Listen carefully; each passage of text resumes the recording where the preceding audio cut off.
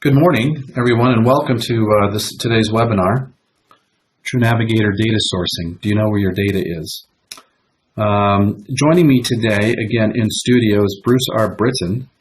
I guess this is part of our continuing homage to the Tappet brothers, Bruce? Oh, exactly. Imagine an NPR reference. And actually, it's helpful to have Bruce here because he can keep an eye on the questions, and sometimes I get so caught up in this important topic. It's good to have you here to pull me back a little bit. And we're going to have fun today, David. That's for sure. Good. Why not? It's the holiday season. And to that end, happy holidays, everyone. Thank you again for joining us. Our approach in this webinar series, again, we call it a macro webinar series, is that we want to raise some important issues, address them, and really be done in 20 minutes. But this is so important that joining us today from an undisclosed, secure remote location, in accordance with our corporate protocols, is Tom Ingebrigtsen. Tom oversees our data acquisition and management. This is right up his alley here. And so Tom is joining us even though he's on the road. And there may be a little bit of background noise, but it's worth looking. Right, Tom? Good morning. Yes, thank you. All right. So again, our approach is 20 minutes and done. Feel free to submit your questions through the GoToWebinar dialog box there. Bruce here is keeping an eye on those as they come in. So what I'd like to do is get started here, as is our protocol, and we just want to set the stage. When we talk about anything technological, inevitably there's a dilemma, particularly as we're looking at something as important as business intelligence. In our sales and marketing activities and working with our clients, I think everyone, Bruce, has seen the value of business intelligence. Everybody but Sony. Everybody but Sony. We will work in the Sony references here in terms of this topic, data security. But, obviously there is, while business intelligence is good, spending money, particularly for banks for some reason, is a bad thing. So our solution to that dilemma is cloud-based business intelligence. It's bringing the power of a very robust platform to the community banks and, frankly, any institution on a very cost-efficient and effective basis. And we can touch bases on that as the webinar continues. But given that dilemma and the solution and the need to bring your data into our organization, into our platform, obviously there are two issues that come up. Data drives business intelligence and data security. Now, by the way, with regard to the topic of essentially do you know where your data is, if there's anyone here joining the call, the webinar, who's expecting us to tell them where their data is, we don't know. We assume that everybody participating today, in fact, knows where their data is. Really the topic here is to let you know how we handle that data in terms of these issues, keeping it secure. If we could just get a couple of slides of shameless self-promotion here. Bruce, I know you'd like to see 4 or 5 slides, but let's just limit it to 2. Why business intelligence is good? Well, it's multidimensional, multi-period, dynamic analytics that empowers the user and facilitates benchmarking. And again, in the very simple terms, business intelligence is good for that reason. The other reason why it's good is that it allows you to take data and analytics down a path that really has not been doable to this point through advanced analytics. And we did a case study. It's on our website. It's one of my favorite, where we can look in and look at institution-specific insights into recovery, charge-offs, and ALL. It's also good because we can take that data much further than you can traditionally take it through things like Excel or even other commercial BI platforms. The ability to incorporate advanced analytics. And I invite you to go to our website. We've got a great case study there. About a year ago, we put it together where we looked at some of the new data elements in the call report to get some trends and insights into charge-offs, recoveries, and ALL. So this kind of analytics is, again, very, very important, very, very powerful, and very, very beneficial to an organization. But, that kind of analytics is driven by data. And that data can come from the core banking platform, the subsidiary applications, spreadsheets, third-party data. That's what really makes the business intelligent is that ability to accumulate data in this fashion. Many times people will say, well, I've got BI off my core banking platform. Well, we used to call that report writing in the old days. I don't know when that became business intelligence. is just describing the data in your core banking platform, but the ability to bring in other data from credit administration systems, Excel spreadsheets, and probably eliminate spreadsheets, frankly. David, some people think an Excel spreadsheet is business intelligence. Well, it's not, but we'll just leave it at that. And then bringing in third-party data like our call report module. So, big data drives business intelligence. Business intelligence is associated with big data, and so it's the scope of this this data set that really makes this valuable. So, but there are data risks associated with data exchanges, and that's not just between our clients and us. It's within their own environment. And you mentioned Sony. I think what's so unique about that is historically it's been hackers going into financial institutions trying to direct funds or money from, to an unauthorized account. The Sony hack is so interesting because they actually didn't take money. They impeded Sony's ability to make payroll. They were taking I think we're in a whole new dimension of data security. And as I've been watching these stories roll in as a result of this hack, Bruce, what's been interesting is all the experts have essentially said, really tough to prevent. Now, I think everybody will point out that they use the word password as their password. So maybe a little bit more of an imagination would have been good there. But when it comes back to primary data security risks, it's about the hosting environment, the raw and rendered data exchanges, the data transfers to us, and the rendering of dashboards back to our clients, and just some other general considerations, including the disposition or handling of personally identifiable information or sensitive information, a topic near and dear to any regulator. I know, Bruce, you had to deal with that at the FDIC, and as a contractor for them, I did too. David, I've repented of that, and it's just hard for me to even revisit those. I have PIISI tattooed on my chest. It's okay. I got a few love notes from some of the folks at the FDIC, but that's a story for another day. And then we'll talk about access controls as well. So what we really want to do here is help people understand broadly the role of cloud-based business intelligence and how it can be deployed in an environment that's sensitive to these risks, because we have a special offer at the end, obviously. From our perspective, as we're balancing security with cost, we host Truenavigator at Amazon Web Services. Let's see, that's the bookstore, right? So they must be putting that in what aisle, like S for server? No. Hey, David, I remember when we started talking about using Amazon. That's really the picture a lot of people have is books. But they've broadened, they've expanded. Well, I tell you, when I first heard of Amazon as a hosting platform, I had the same reaction. And you do a lot of research and talk to a lot of professionals, and it makes all the sense in the world. These guys are about distribution, they're about online experience now, and they have a very secure hosting environment. In fact, what I have here is a copy of their SOC 3 report, essentially the old SAS 70. And it says here that the primary purpose of a SOC 3 report is to provide independent assessment of Amazon's control environment relative to system security. That sounds like what we're talking about. It's exactly what we're talking about. And fortunately, they're a reputable independent accounting firm, and I happen to see that's where my son now works. Yeah. Okay. That they found that management's assertion, which is that the system was protected against unauthorized access, use, or modification, is fairly stated. Now, in the old days, when I was an auditor for a firm that, had a little shredding problem, although I never shredded a document, I did SAS 70s, or now what would be called SOC 3. They're wonderfully fun examinations. Yeah, right. And you know what? Everything is always generally okay. And that's why this third point is so important.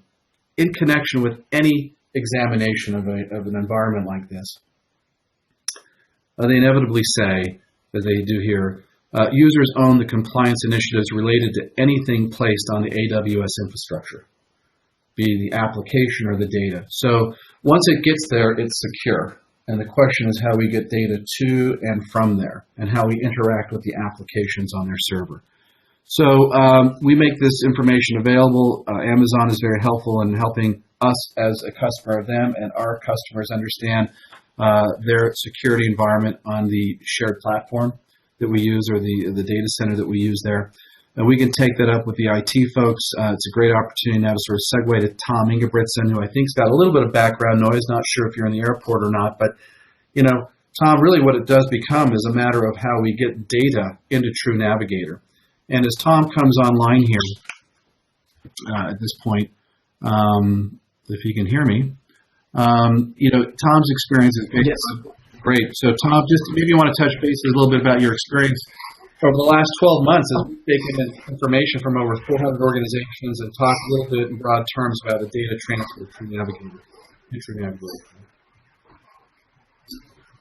Well, one of the great benefits of this is that we've been able to commercially establish uniform controls throughout the industry, and it makes it easier and easier as the risk grows, so do the controls.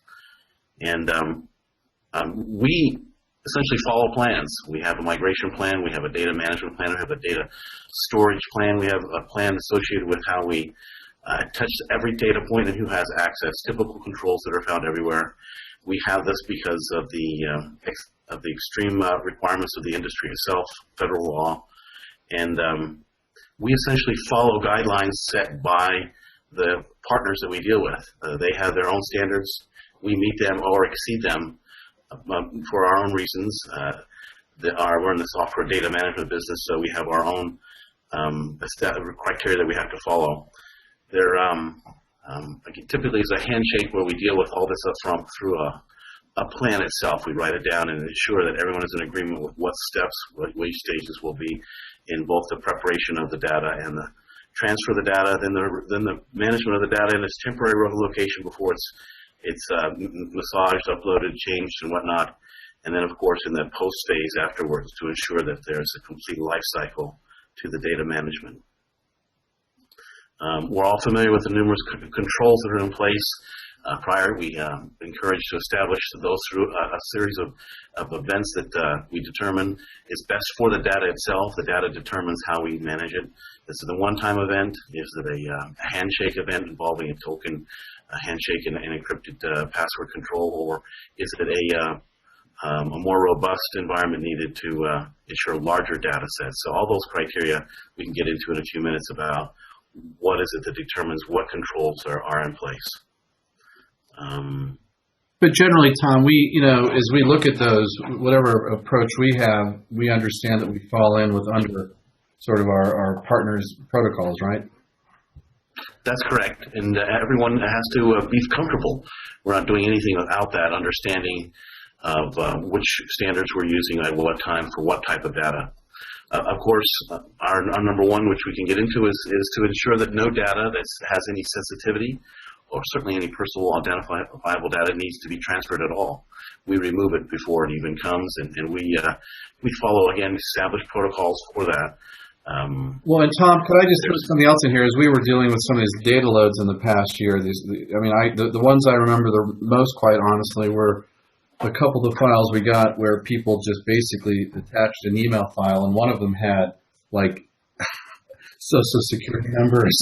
I mean, there are some institutions that are not particularly sophisticated. Now, in those instances, I think we just said, please come get this. We don't want our fingerprints anywhere on it, right? I mean, there's at some point, as we look at the data when it comes in, we make a determination, frankly, if that's a file we want to be associated with, right?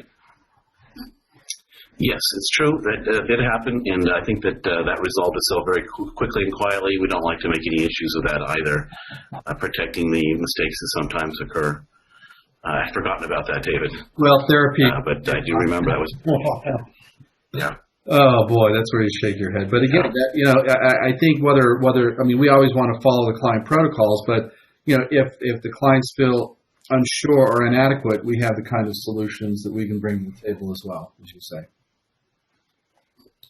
Yes, and it's transparent in the sense of knowing what it is up front, which I think is critical for any CIO or security person to be able to sign off on this. This is just the nature of banking itself and data management. And again, so we're going to, and you were mentioning there about the PII-SI. We're going to talk a little bit about that and ways around it. But we don't need social securities. There's a lot of numbers. There's a lot of things we don't need, or ways that we can work around that through bifurcated data feed. right? Yes, and I think everybody knows that. I don't know if there's too much residual from yesteryear where that was left out there. It does happen. It depends on the systems from which the data comes and who's pulling it. But again, with established protocols, examples, and the whatnot, this has been a process where we've been able to replicate many times now. And I think it's, as we speak with clients or prospective clients and the IT folks are brought in, they routinely ask, understandably, this question, what's your protocol for data transfer? And it may be frustrating sometimes. We say, well, what's yours? And the point is we can operate under any protocol, really. It is so different from 5-10 years ago, even 2 years ago. The data acquisition, the data transfer to us is not an issue, and it's highly secured. Correct. Yeah. Well, let's just go on to, I think, the next riveting topic that sort of ties into this and get your commentary here. Just having a hard time with this system this morning. It's the dashboard rendering. I mean, it's one thing, but obviously we take that and put that data into Truenavigator, and we then push that back out to the clients. And again, we're just highlighting the significant controls here. And we have preventative controls that include SSL cryptographic protocols, and that it maintains a secure relationship between the client's browser and our server, if you will. And then we have the user access controls. We're going to talk about that in a minute, where we can control who sees what. And then, everybody would wish that there was perfect controls in any environment, but inevitably it's good to have access reporting, something where you can take a look at it and see who's been in there. Any comments here, Tom? Well, thankfully, there's a few commercial services that exceed and continue to exceed standards in this regard, knowing that this is a major concern for multiple industries, not just the banking and the data of loan management business. And to that end, we subscribe to those standards and even use them depending upon the data sets that are involved. There's many different protocols that are available. We essentially have a limited one-time use event for large data sets. Once the data is shared, that is the last you'll ever be able to see of that. We do this for various reasons. Of course, we have an FTP handshake that occurs for those that have transactional or more frequently based data transfers. We can get into that at a later time, but there is controls at every level. We suggest using a third-party entities for this based on the highest standards available in the marketplace. And we won't mention any names, but I think that there's a numerous supply of such providers that enable us to ensure that everyone is comfortable with how that handshake and transfer occurs. And, of course, the reporting of it so we know exactly who and when and how that happened. Well, so we'll let you, thank you for those comments. Please stay on the line. We'll let you get back to your secure bunker there, obviously. Actually, he's on the road. Great. Reflect on that. I mean, obviously, this all ties into user access controls. And Truenavigator comes with the ability to both do sort of functional or specifically identified user and role-based access to projects and views, user ID and password controls. We can say that David Moffat can see, this dashboard, and it really provides that hierarchical access controls where you can distribute information through the organization in a way that people don't see things that are above their pay grade. And these controls are important in terms of providing the data back to our clients. And there are some other significant data security controls here. By virtue of our platform, in fact, one of the reasons that we use Amazon is our ability to basically restrict who can access the server through what's called the EC2 console. We're able to basically say only this computer on this internet or on this network protocol or this network, essentially this IP address, can actually get the server. So it's not Wild West. It's very controlled, very mapped. And within that environment also, more of a detective control, if you will, is the alerts and alarms. If someone with authorized mapped access were to try and download massive amounts of data, and by the way, Bruce R. Britton does not have access to any of this. I just want to make everybody comfortable there. But if he did somehow, we get alerts and alarms in terms of who's in there, what they're doing, and if somebody tries to move big amounts of data, we see it. Just the general access controls that we talked about. Sort of there's the password as a logical control. Expertise. I mean, this is not the sort of stuff you're going to be able to do after getting the computer science merit badge. So it does take a certain measure of familiarity and orientation to be able to know what to do. That does tie into backup and recovery, which comes with our service, such that if somebody who doesn't know what they're doing tries to do something nefarious and they, heaven forbid, blow something up, we can roll it back quickly. So those are part of the access and security controls. There's physical access controls. We can only access client data through approved laptops and approved physical locations. The tough thing about working with technologists is they all want to be down in the coffee shop, right, Bruce? They want to be, in the hip place. Sorry, we need you in the bunker. Right, and you know what? You've made that very clear, David, as we have hired a number of analysts. They can't work from home. They have to come into the office and work, as you say, in a secure environment. I'm old school. And then on the issue of, for example, personally identifiable and sensitive information, we can and have taken in the feed the account number, let's say of a loan or something, some other unique identifier, and then we could separately receive essentially the information we need to create a translation table so that on rendering in the secure environment, that account number gets translated to an account name, because not everybody in a financial institution is able to translate the hundreds of account numbers they may have into a borrower name, for example, or customer name. So the bifurcation and joining of this data at the right time is another way to keep personally identifiable and sensitive information in that condition. David, do you have any war stories of anything that's ever happened there? We just mentioned the one that sent the file in with the Social Security number.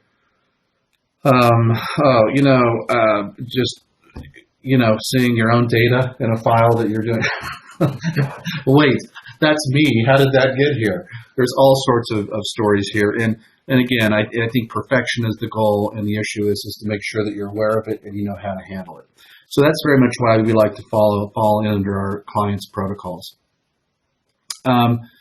Therefore, with all this said and done, and again, let me apologize for starting late due to the technical difficulties. I think we're right around 20 minutes, but it's the holiday season. Therefore, we invite everyone to try before they buy. We want to get to know our prospective clients' IT group. We want them to feel comfortable in providing the data. We want to provide sample institutions, and we want to help institutions unlock the value proposition that here's a shameless pitch for our previous webinars. We've addressed this issue talking about the value proposition, talking about the opportunity to see your data for your institution. Please, we just want to let you know that this is the data security is important to us. And frankly, if I could just summarize this quickly, we believe our hosting environment is very secure. It's independently reviewed. It's widely used in terms of the client list. We follow your protocols, and we have very simple but yet highly effective user access controls. Some people confuse complexity with protection or control, and in my experience, the simpler the better. So for the reason that I mentioned, Bruce, do we have a question? Let's just, for those, we've kind of hit the time limit, but why don't we take a question or two before we wrap up? Actually, we have about a half a dozen questions, and I'm just going to take two of them. Yeah, take the two there. This one says, would you please clarify exactly why cloud-based and not behind our firewall? Well, this sounds like someone who's had conversations with their IT department. Generally the argument is it's more secure behind our firewall. There's a security issue, which we have to respect. We think that those issues can be managed. And in fact, it's the right way to deploy technology. What I've normally found is that institutions who raise this question, once they finally get comfortable and you get into their operation, they actually have other hosted applications. So it's something of a filtering question sometimes. But to the merits, principally economics. If you set up the infrastructure, if you want to acquire a business intelligence solution that's as robust as ours, it's much, much more expensive. So we go back to the business intelligence good, cost bad. And that's where it's a decision to be made. And if that decision can be made where the data is secure, we're very comfortable that the price points and the value proposition are all the more compelling. Okay. One last question and we'll wrap up. I have this one that says, as a community bank, what exactly do we expect to happen if we take it for your proverbial test drive? Well, the try before you buy is really, for me, the big picture is this, that we inevitably in these test drives help institutions understand something about themselves that they've never seen before. So we do that by taking the data, generally for a loan portfolio or something fairly benign, fairly structured and able to get our arms around that. And then just bring the data in and just generate some dashboards based upon those that are in effect now, or as we listen to what clients are looking for, they may have something they want to see. But it's very interesting to do this because inevitably, there's always something that they didn't know. It could have been issues of data quality. It could have been issues at risk. Just did one a couple of weeks ago where the feedback was we really didn't. Someone in the line position said, I really didn't want anybody else in the bank to know that. So they did. They weren't being, but it was that apparent when you start subjecting it to the kind of insight from a business intelligence platform. So again, thank you for your time. We'll just follow the other folks that submitted questions here. We are finalizing our webinar plans for the first quarter of 2015, and we wanted to let those participating today know that at the request of our channel partners, we'll be providing complimentary access to the call report module of Truenavigator at some point in January. And we'll be providing those credentials. And so our first quarter webinar series that will start up after the new year will be focusing on orienting those users to the call report module of Truenavigator so they can have a wonderfully exciting complimentary access period. David, thank you for all your comments, and Tom, thank you. And it was a pleasure being here today with you. Again, I'm Bruce R. Britton, and David Moffat has been our host today. And an embarrassed one at that with that technical difficulty. Thank you all. Happy holidays, and see you in the new year.